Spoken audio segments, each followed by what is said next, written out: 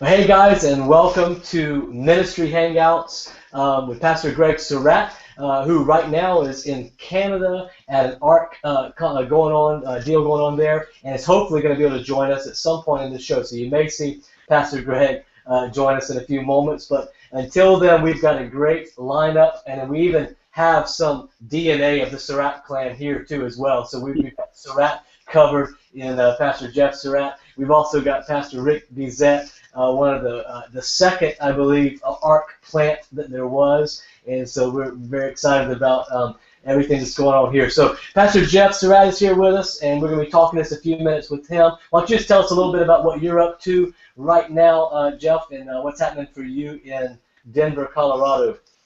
Yeah, absolutely. Yeah, Sean, it's fun to be with you, and of course with Pastor Rick. Can't wait to hear what's going on in Arkansas. Excited to hear Greg's in Canada. I hear they got electricity up there last month, so that's kind of cool. Sad that the squirrels aren't working for the online stuff, but you know, it could fix. Yeah, I'm out here in Denver. I do some work with a local church as their pastor of church planting. Then I work with different organizations around the country around the idea of church planting and multi-site, do some coaching and consulting and a little bit of writing. So yeah, just kind of a mixed bag of a lot of different stuff. Awesome. Thank you, Geoff, for being with us today. And in Conway, Arkansas, we have the one and only Cajun from Louisiana, Mr. Pastor Rick Bezet. Tell me a little bit about your church, when it was and everything, Pastor Rick.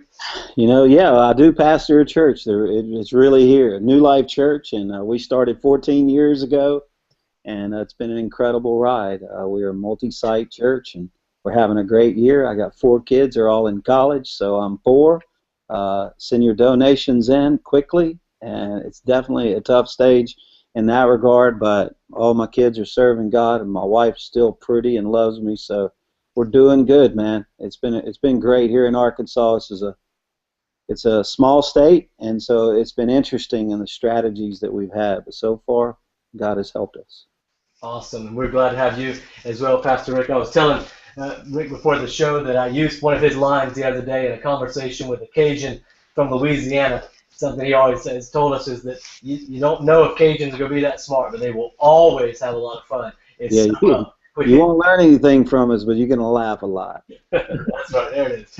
So we expect to learn something today and to laugh a lot on this ministry hangout. So what we're going to talk about today is building kind of a staff team and around just the idea of multi-site too. Just how do you do that within the context of multi-site?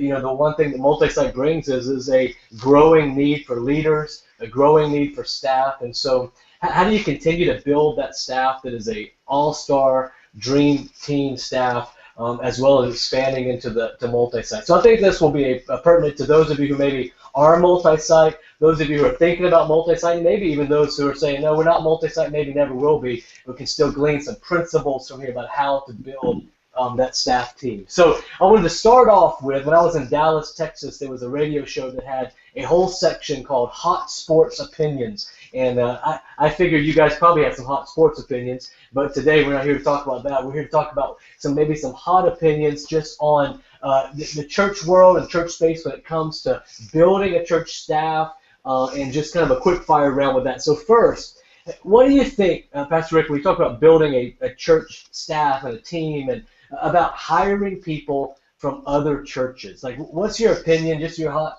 church opinion on that? Well, if you can get away with it, just go for it.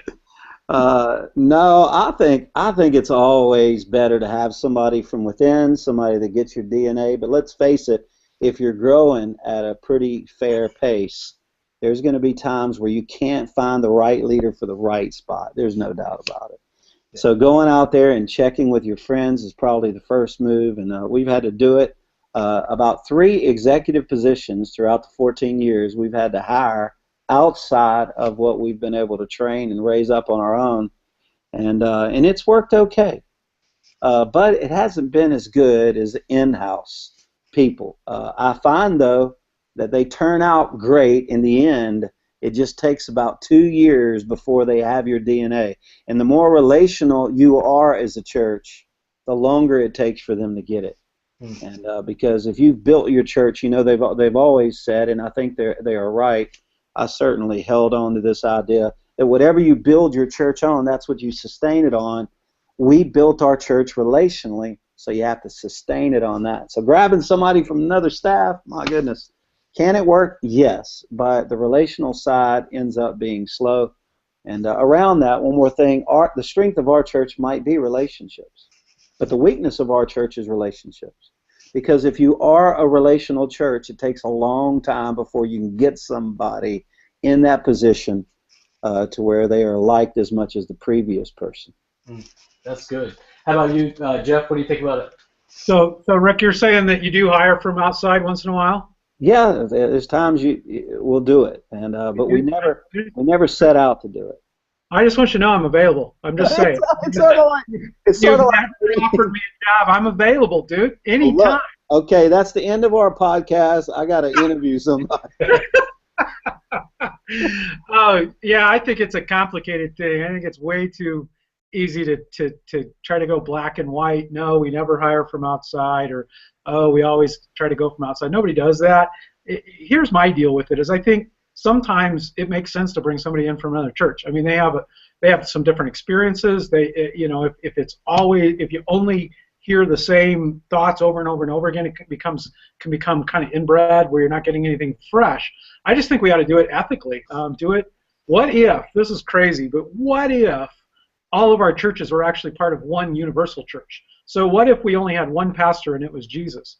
And what if we treated all of the other churches like we would treat our own family? So, I mean, to pick on Pastor Rick and his brother Randy, but I imagine if they were going to hire from each other, I imagine you guys would have a conversation. There would be some back and forth with that. You'd figure it out. No, I can't. Randy wouldn't let it work. That could very well be true. Fish from, though. You can fish from there. It's a good spot. There you go. Yeah, but I just think if we thought of it more of it as a family, and we thought of it more as one organization rather than lots of individual organizations, and there's some goobers out there that, no, you can never talk to any of my staff, or, oh, if I ever find out my staff's ever talked to anybody, they're fired immediately. You figure out who the goobers are and you avoid them, but I think for the most part, and we can talk to each other. We can have conversations, figure out the right place, right time. But if my church, Sean, is going to come try to hire somebody away from Freedom Church, your church, hopefully you and I would chat and just kind of figure out what would that look like. So I think absolutely, occasionally hire from other churches, but let's do it in a way that works within the kingdom. Great point. That is good. And it kind of leads into the next question. Is then, with that said, is there a place for kind of this new, search firms within the church? Have you guys encountered that at all? Had experiences with that? Maybe even had calls from people to your staff that you didn't know about or found out about? How do you feel about that when it comes to building a team? Well, I have a friend who runs a ministry, I should say, a business that does that for a living. Yeah. There are times where I've called him. I've never hired anybody from him. I might someday. However, I do believe when your church gets larger, it's a little bit easier to raise people up to take a position than it is when you're starting out. Sometimes your church is growing faster than you can produce leaders, and statistically it becomes a problem early on, especially when you're between 500 and 1,000 people and even 1,500 people. That's when you're moving from a mom and pop organization, if you will, to a little bit more of a corporate structure. And it's during those days that you can't find the person that really can roll with it, or like Geoff alluded to a while ago, maybe you need somebody with some fresh ideas to help you with your systems. And that to me is when a lot of the churches are calling other people. However, if you have somebody, for example, that's running your whole church and all of a sudden they retire or they move away or they get sick, and you're probably not ready to replace them because it's not in the game plan. And at that time, you're going to have to call somebody who is aware of the top leaders around America, and a lot of times that's a firm.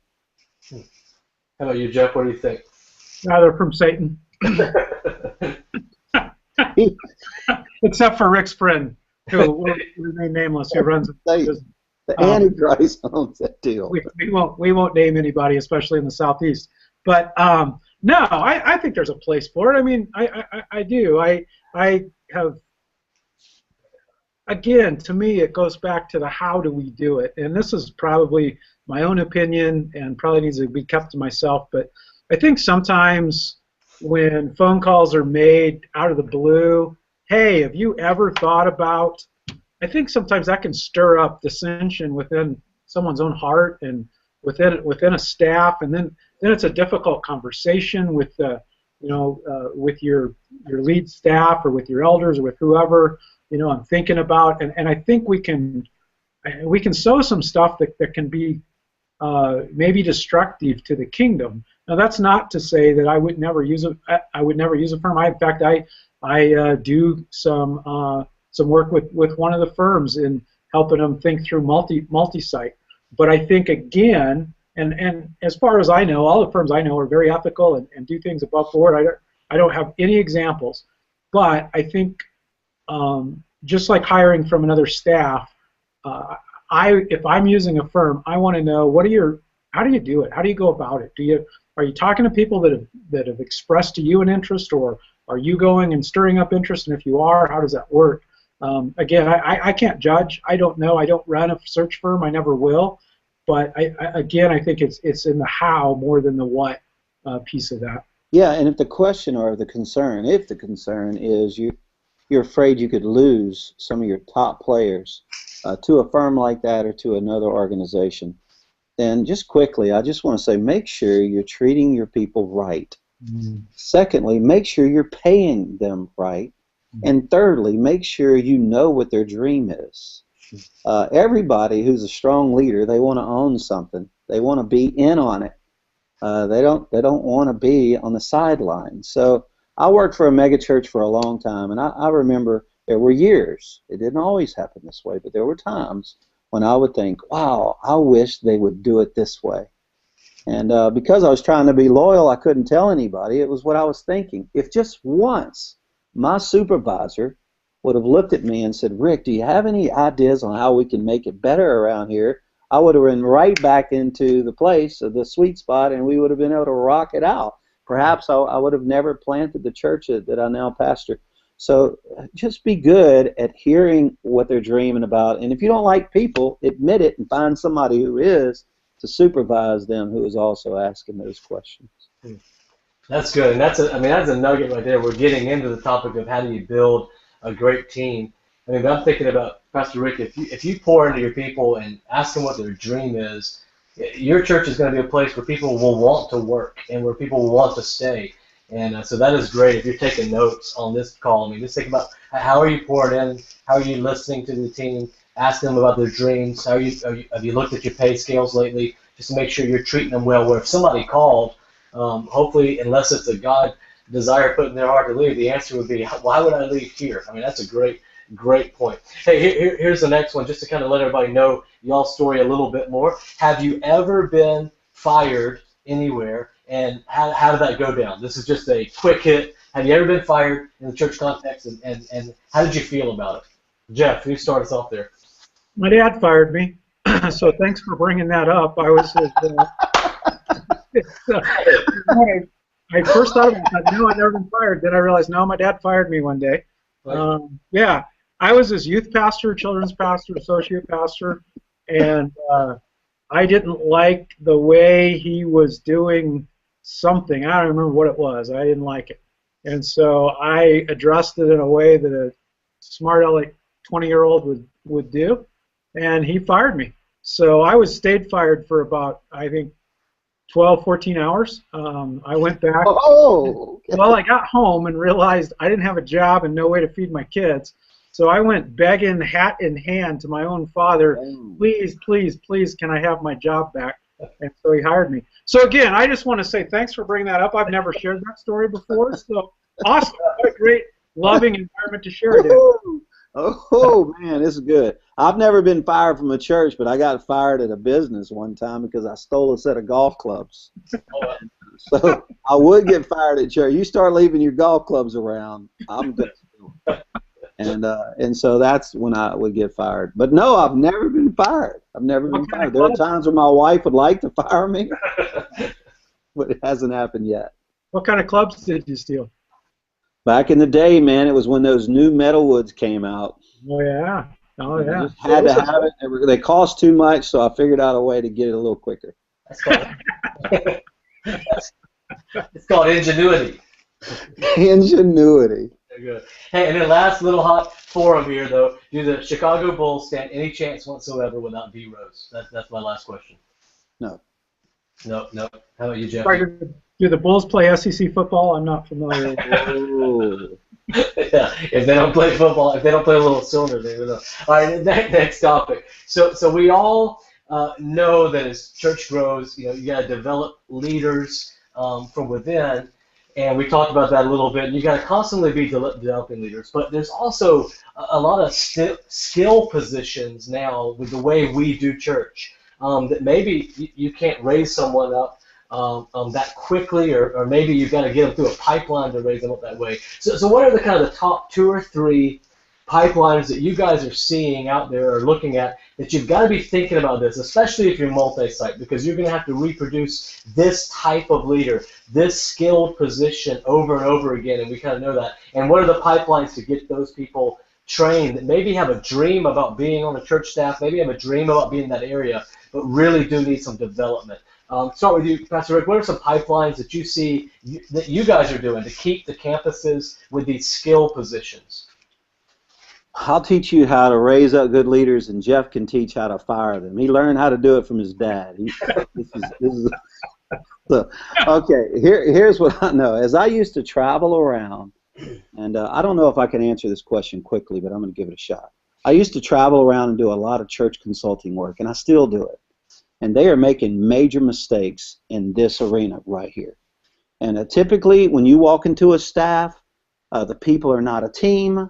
The people that are sitting at that table are competing against the other people at that table.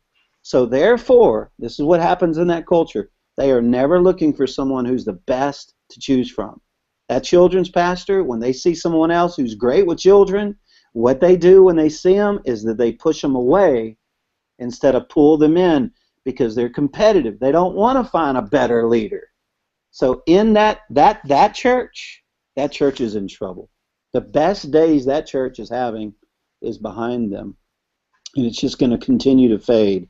So you must, build a culture that is always looking for the best, and then you reward your staff when they find them.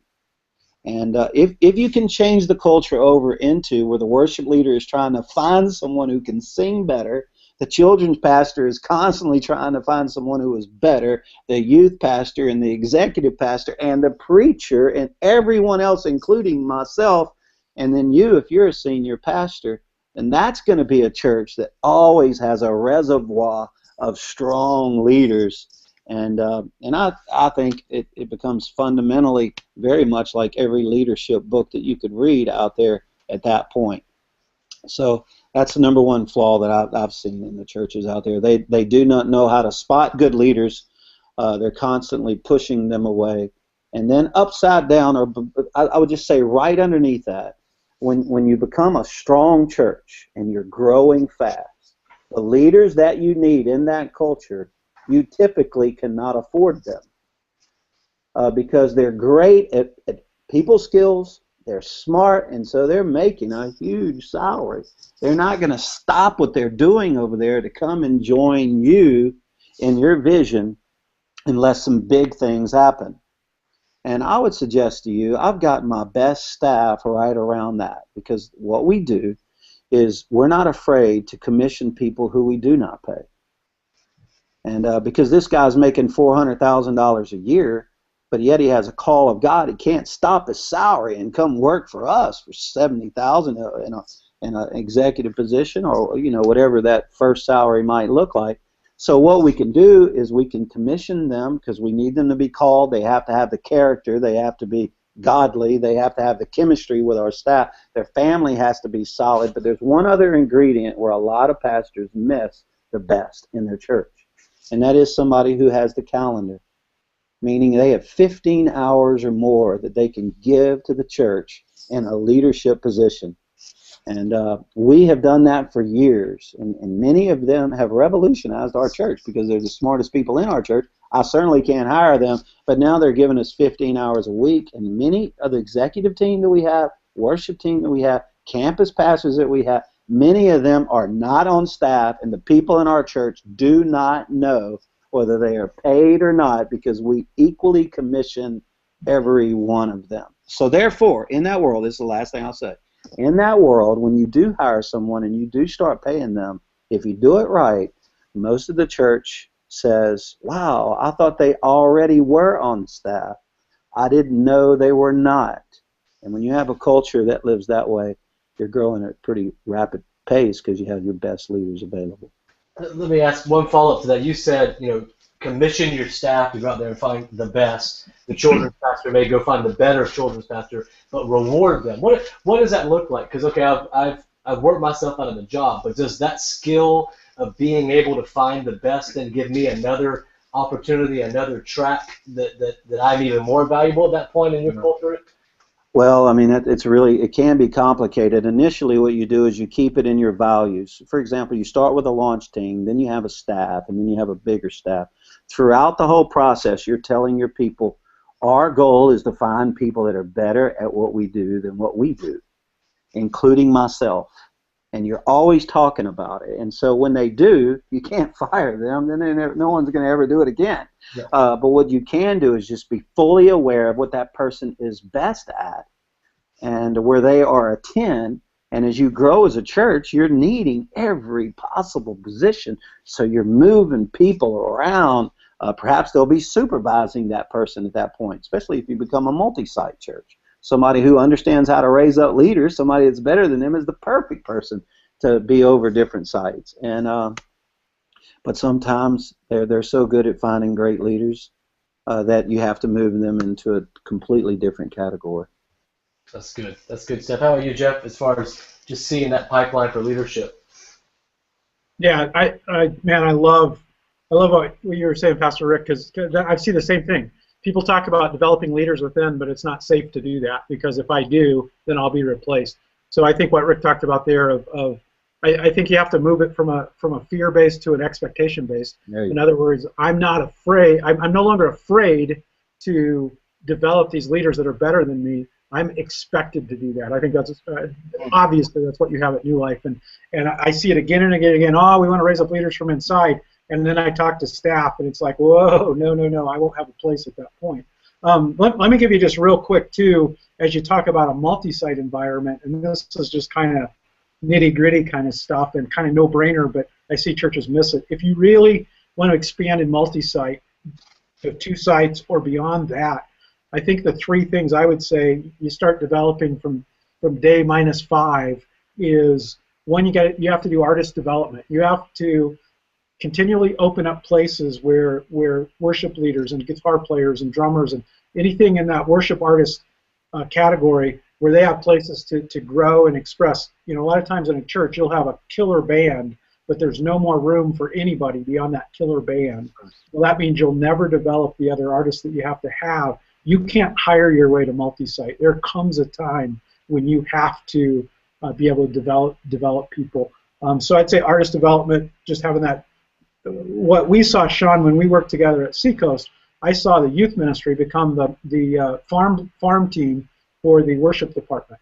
And so anytime people tried out or showed up and they weren't ready for the main stage, they were given an opportunity in the senior high ministry, in the junior high ministry, all the way down to the elementary ministry.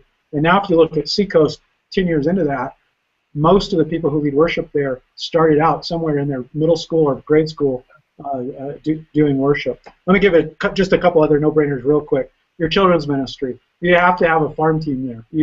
If your children's director, like Pastor Rick said, if he or she can't find someone who's as good or better than they are, it's going to kill you when you go multi-site. So you have to be developing that farm team now. And then the third one, of course, is in your small group system. You've got to have people who can start new groups, oversee groups. That's your best, in the multi-site world, the very best campus pastors you can find are people who have that ability not just to lead a small group, but to multiply that group and then to kind of oversee a structure of small groups. And so those farm systems will kind of determine future health, especially if you try to go beyond 2 sites. That is good. I like the idea of venue for the skilled artist development. Almost looking at it as we've got to look at how do we continue to develop artists, and if it can only be good enough to get on the main stage or no play at all, that shuts down the artist development, especially with the young kids, Geoff. As I was thinking about just now, I mean, I was at Seacoast 10, almost 11 years. You were there even longer, and I hadn't even really put that together. What you just said of the folks that are on the stage now, many of them started playing as elementary or middle school students who weren't very good at all, but had a place to play. And I mean, I remember one time there's one guy who's on the team now who I walked into the middle school room and he was playing the drums with 2 oversized large Snicker bars because he couldn't find drumsticks that week to play with. And so he had 2 Snicker bars from the cafe just wearing them out on the drum set. And now he's a part of their teams. And he wasn't a very good drummer then. I don't even know if he's a good drummer now, because that's not what he plays, but he had a place to grow, had a place to be developed. So that is great. You know, all that comes from a healthy culture, the culture of, hey, find the expectations that you'll find some better bed, the expectations that we're going to have a place for people to serve. I mean, how important, Pastor Rick, is that culture on a staff? I mean, that you've seen as you've consulted churches in New Life. It's huge. You know, the enemy is constantly telling everybody on your staff that they're not loved or they're not cutting it, they're not doing a good job, and then at the same time you're constantly hearing the voice, they're not working hard enough, they're not holding their load. It's difficult to get everybody on the same page and to value one another, to fight for one another, to go through the seasons where that is your culture. Look, I'm going to tell you, there's not many churches like that. So when you become a church like that, everybody wants to be on that staff, and then you have a better pool to swim in and a better place to fish out of. So I would say determine what your values are going to be relationally before you even start. And if you didn't start well, it's okay. You can start now. But just decide that we are going to love one another. We're going to fight for one another. Even when you rebuke somebody, Scripture says, and I'm not trying to be over spiritual here, but the Scripture says love must be sincere, hate what is evil. In most churches, they just hate wrong. They hate when people can't do their job. They hate it when somebody doesn't show up or they don't meet their deadlines. They just are full of hate, but they don't have love first. I find if you really love people and they can tell, then you can challenge them and they're not insecure. They walk out of a room better and wanting to learn more instead of always trying to hide and cover their tracks and cover their schedule. And I believe valuing one another is the most important part to have a culture that reproduces strong leaders. Do you guys have, Pastor Rick, staff values like that you expect people can recite? Are they on a wall somewhere, or is it just? We should. No, we have values as a church, but not as a staff. But we should. I do know that the values. Here's a way to say it. You're going to have a vision for your staff. You're going to have a vision for the city that you live in or your state. But that vision is going to change, and it better change. It better improve. It better move around. But whatever your values are, they should never move. So I guess they should be written for our staff. I've never been asked that question, and so we don't have it. But maybe Geoff has it written down. He writes down everything, his blog and all that. And but we don't have values for our staff. That's good. Geoff, as you look at the staff you consult with, that you've walked through multi-site with, I mean, have you seen everything looks good on paper, but then culture just take down the growth, just a staff culture? Yeah, I mean, absolutely. I don't really have anything to add in culture. Rick is just a genius at building culture, and I love the fact that you said that you don't have anything written down, because both of us have walked into churches with amazing value statements and written on the wall, and the staff has a a one-pager they've all memorized of their values, and it's just not lived out. It's not expressed. I was actually listening to Andy Stanley talk he did a few weeks ago. I listened to it this morning, and a scripture that he landed on that I thought was huge is he said, the only thing from Galatians 5, the only thing that counts is faith expressing itself through love. And as we talked about staff culture, I thought that's kind of the bottom line. I mean, if staff culture was the only thing that counts is expressing faith through love, and we really live that out, I don't think we would need a whole big encyclopedia of value statements, and I think we could evaluate what's going on in our culture pretty easily that way.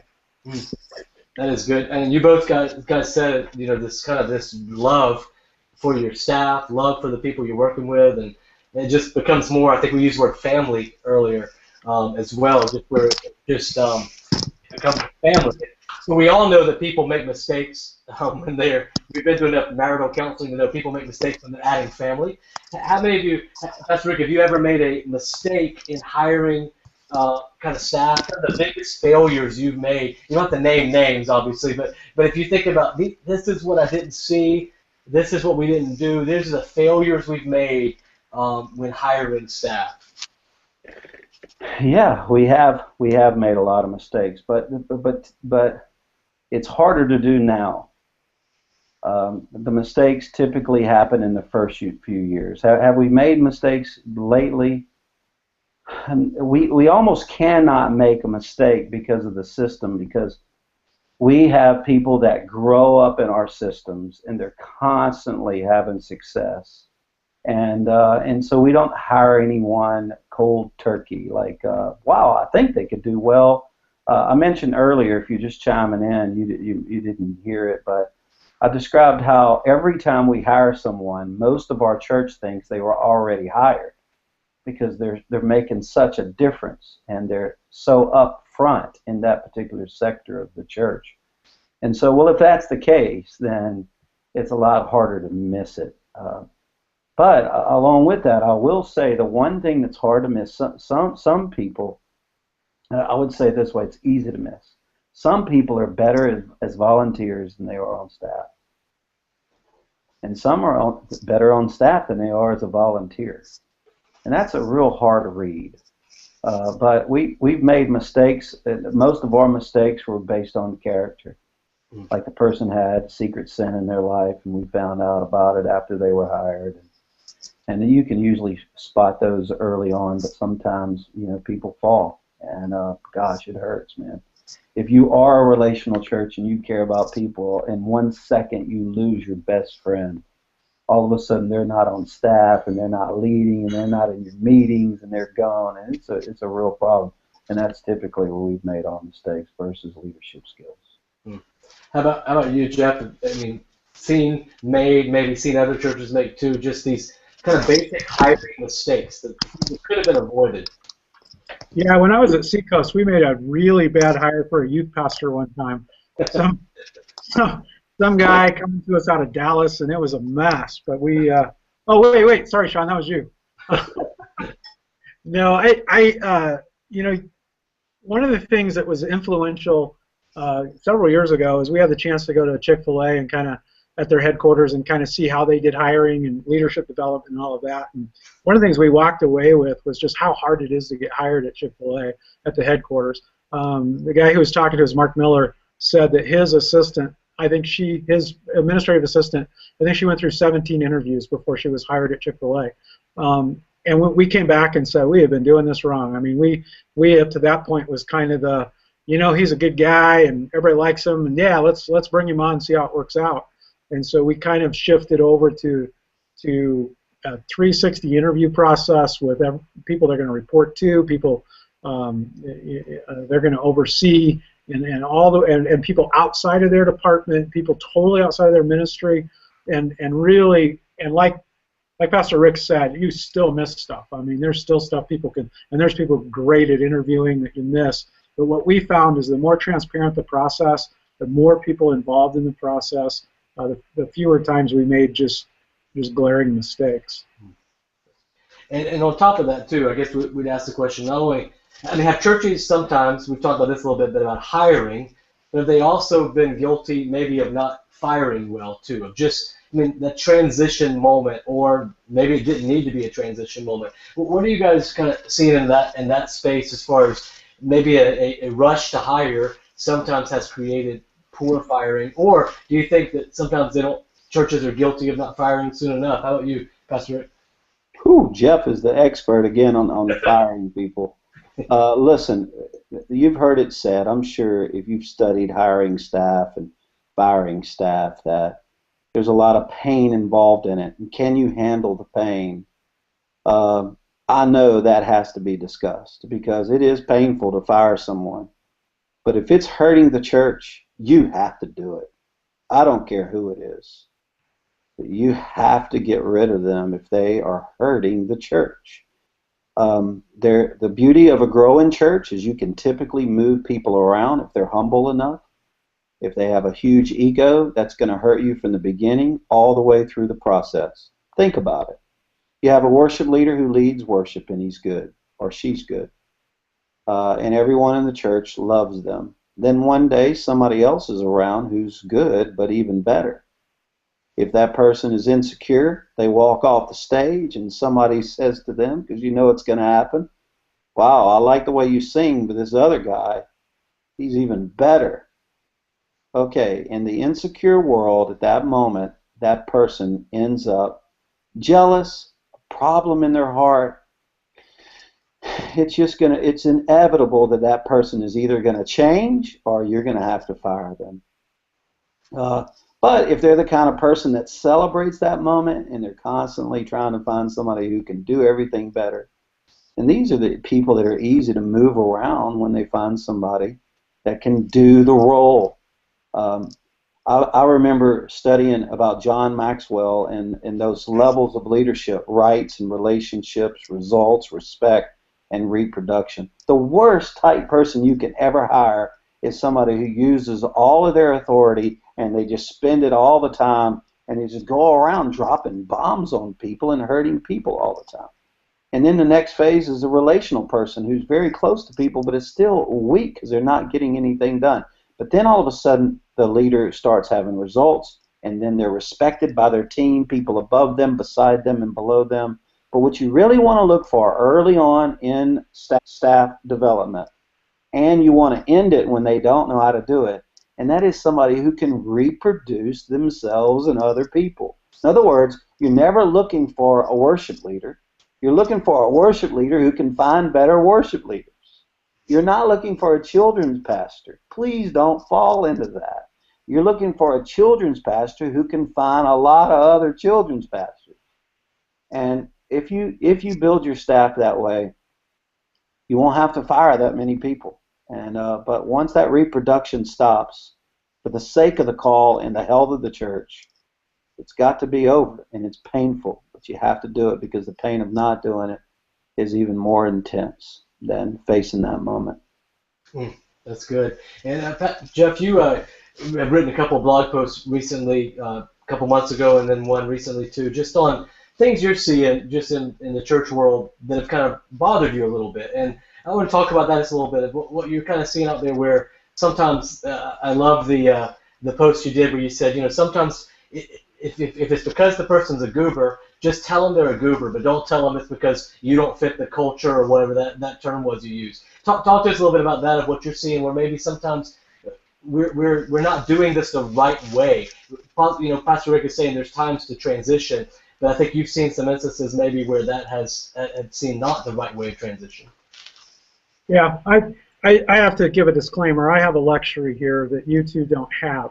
I'm not the senior pastor of any church anywhere, so it's easy for me to weigh in with theory and here's the way it ought to be done and all of that, because I'm not the one at the end of the day having to carry the weight of doing that. So I just have to put that disclaimer up front. It's different from the second or third or 27th chair than it is when you're the guy at the end of the day that everybody's looking at. That being said, there's a TED Talk out there. It's also a book, but it's way better as a TED Talk.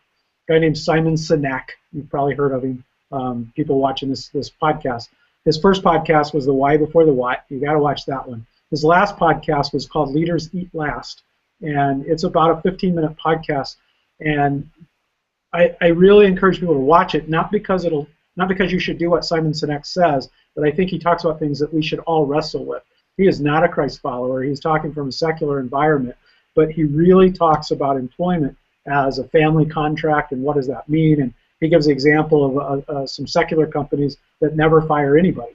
And I'm not saying that's the goal or anything else, but I think it is the thing that as a Christ follower, we have to wrestle with that. And what is God saying? My contention, my challenge is not that people never should be let go. And I hear what you're saying, Pastor Rick, and I resonate with that if it's causing damage to a large number of people and to the cause of the kingdom, something has to happen. My challenge is I think we are disingenuous when we do it. I think a lot of times we underestimate the cost. As painful as it is for a senior leader to let somebody go, it's on the other. I don't think you can compare my pain's more than yours, but on the other side, when we fire a church staff member, we're not just firing a staff member, we're firing their wife, we're firing their kids, we're firing their whole small group, we're firing their friendships. If a guy at Exxon fires his executive, that executive still lives in Houston, that executive still goes to the same church, his kids still hang out with the same friends, they're still in the same houses. Now they may have to move, but they don't have to. They may go across the street and work for Mobil. When you fire, well, ExxonMobil is the same company, sorry, but when you fire a church member, most of the time it means total disruption of their entire life. I know senior pastors get that, but I think sometimes we can kind of put that in the background. So I think we have to keep that in mind. Here's the deal, and this isn't news to anybody, but I think when we're letting someone go, it should never be a surprise. It should never I never saw this coming. I think that last conversation of this isn't working, that we're going to have to end this, should be one of, I understand. I may not agree. I may get mad, but we have talked, or my supervisor, or whoever, we have talked several times, and I knew that this wasn't going to work out. And then the other thing is, one, it should never be a surprise, and two, let's be honest about why we're letting them go. Let's just be honest. We do so bad about that in the church world. Jesus said, speak the truth in love. We either speak the truth without love, or most of the time we make up gobbledygook about, well, you're not a team fit, and the chemistry's not there, and look, that's garbage. What is the real reason that we're letting them go? They can't grow. They can't get better if we're not honest. And then when they walk away, they need something to hang on to be able to say, I know why I was let go. I don't agree with it or do agree with it or whatever, but they were honest with me. That's my deal. It's not that we never let anybody go, but that we don't surprise them, and we're honest with them. That's good. I mean, that whole no one should ever be surprised. I mean, if you put yourself in the other seat of that, I mean, it's such a honoring thing. We talk about honor a lot. That's an honoring thing. It's a respect thing. And I think that's so huge, is that you have the right conversations along the way. And that even goes to putting things in writing, I think, so that you know, maybe I said what I think I said, but let me make sure that I said what I think I said and put it in writing, sometimes with reprimands and things like that. And John, let me throw one more thing in. I'm sorry. You mentioned a blog post I wrote, and it was out of some frustration, but out of that, I've gotten phone calls, emails, text messages, direct messages from all over the country, people I know, people I don't know, person after person after person after person who's been deeply, deeply hurt by churches in this firing process. Gosh. Now, all of them, I'm sure, their fault and all that, I get that, but I mean, I'm reluctant to even admit this, but I've been on the phone crying with people I don't even know as they pour out their story of how a church just, when they let them go, it was the most painful thing that ever happened to them. Well, pain is unavoidable in life, but I think as church leaders, we owe it to the body of Christ to be as Christ-like as possible in that process. Absolutely. And then that goes back to, I mean, this is cliche, but usually cliches are cliches because they're right, is that if you hire as well as you possibly can, Pastor Rick, you said you'll fire less. I mean, So you do that hiring as good as you can. This will be kind of a wrap-up question, so feel free to add anything we've missed in here too. But as we look at Jesus, I mean, I don't know that he necessarily hired staff. He developed disciples.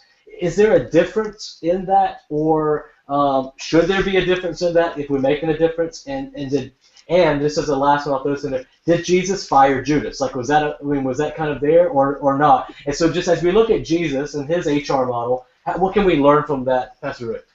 I don't know if Jesus fired Judas, but I know that he made a decision that would have certainly hindered his future ability to operate. But I loved what Geoff was saying.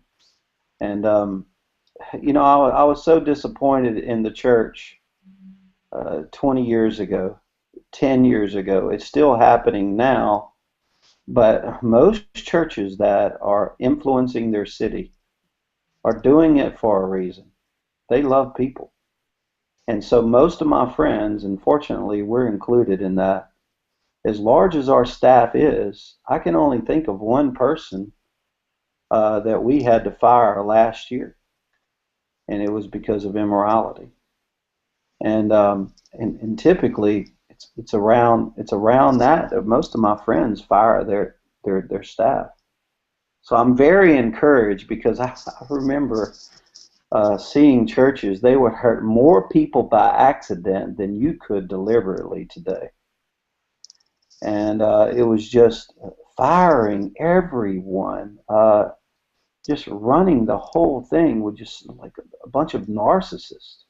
They were the most important people in the room when they walked in, and so thank the Lord, the church has come a long ways. I don't know how to answer your question on discipleship versus staff, but I do know that if you build a church that is around relationship and the Word of God, and you can tell what people are doing and how they're doing when they walk into a room. And it's a small group church, and everybody, including the senior pastor, is involved in relationships where people can correct them and let them know what they think. It's a healthy environment. You're going to raise up discipleship or disciples, and you're not going to have to fire people and reject them every day. And I believe that is a Christ-like staff. That's good. That's good. Anything, Geoff? Yeah, no, I agree totally with what Pastor Rick's saying. I mean, and I know some of the guys that Rick refers to, and that I see that exact thing. I see a love for people, a love for staff. But the guys around, especially ARC, I see just a huge heart for, sometimes bad stuff happens and people have to be let go. There's no way around it. But I see it done, in a loving way. I just think we have to continue to expand that circle out. He is right. We have to get that right. Yeah. Now, on the disciples thing, the only thing I would say about that is, we could argue all day long, were the disciples like Jesus' staff and they weren't paid, but they were paid, and all those kinds of things. The only thing I would say is, I think, and we all agree on this, I think the way that Jesus interacted with and developed his staff, or his disciples, should inform every interaction we have. And so whether that interaction is with our neighbors, whether it's with just friends, whether it's with staff, the way we interact should be based on how Jesus interacted with and developed his disciples. And so I think there is a limitless well of what we can learn more from how Jesus developed disciples than from some of the business principles. I love the business principles. I've read every business leadership book that's ever been written, and I like to learn and learn and learn. At the same time, all of that has to be reflected against, is that how Jesus treated the 12? If it's not, then I've got to either get rid of that or figure out how do I adapt it to what Jesus would do. So that's kind of my thought on the disciple piece. As far as Judas, I've written some stuff about that. I'm a crazy guy, so you never know what I'll say. So I don't know if you can. All right, that is a great wrap up. Let me give you all a chance for one last thing. Just what are you up to? Conferences you're speaking at? Books that have coming out? Anything you just want to shamelessly self-promote at this point, just to let people know what you're up to? What's going on in your world coming up, Pastor Rick? Well, man, I just had a blast. I don't know if you guys have ever met anybody with Doug Dynasty, but I was just speaking at a large men's conference at Gateway, and I got to hang out with these guys, and I'm just going to say they're the strongest Christians I have met in a long time. This Jace guy, he ended up being in a room talking for 45 minutes with a man in a wheelchair, just ministering to him and caring for him, and everybody was trying to get him to go do something else, seemingly more important, but there he was, humble with these people, and so I enjoyed that. I speak a lot of travel, and the only thing that I'm excited about that's coming up is All Access. Awesome. You know, it's coming around soon. The Ark. I mean, trying to change the world because we believe the church is the hope of the world, and it's not just pageantry stuff. When we get together, we're celebrating what God has done, but we also are teaching, and we have workshops that we're proud of, and you know, these app sessions, and even in the main sessions. And not only that, the Spirit of God is there. So I'm fired up about that. I traveled a lot last year. I came out with a book, Be Real Because Fake is Exhausting, and ended up traveling 150,000 miles last year. And so I'm trying to do the opposite this year. And it hasn't been working out all that well yet, but I'm on a mission. And I love Arkansas. That's where I am. Come and visit us. We have the Relate Network. My brother and I, we just pastor people, and we do it relationally, and we'd love to give you tools on how to grow your church. Awesome. And thank you, Pastor Rick. How about Geoff, what you up to? Well, a couple of things. One, I get the opportunity to do some work with churches on multi-site in kind of one-day formats where we just come in, we spend a day together. So I'm doing one of those in Manassas, Virginia, which is the Washington, D.C. area, coming up in a couple of weeks. I'm doing another one out in San Diego in April. So I think Church Multiplication Network, if you look those guys up, they've got the information, but it's just a fun chance to connect and do multi-site. And then the other thing I would say is that last week of April is the best week in the world for church conferences. So there's the Art Conference, there's the Exponential Conference, there's the Orange Conference. I'm at 2 out of the 3 of those. And if I were a church leader, I would have staff at least one and maybe all 3 of those. But great opportunities for learning. Awesome. Awesome. Well, on behalf of Pastor Greg Surratt, thank both of you for being here and just talking church staff and culture and just how to build the team today. And we appreciate you. And we'll see the rest of you next month, second Wednesday of every month, Ministry Hangouts with Pastor Greg Surratt. You can check out the archive on ministryhangouts.org, or you can go to podcast and subscribe to the Ministry Hangouts podcast and get this on an audio version. And we'll see you guys in April. Thank you guys again for being on.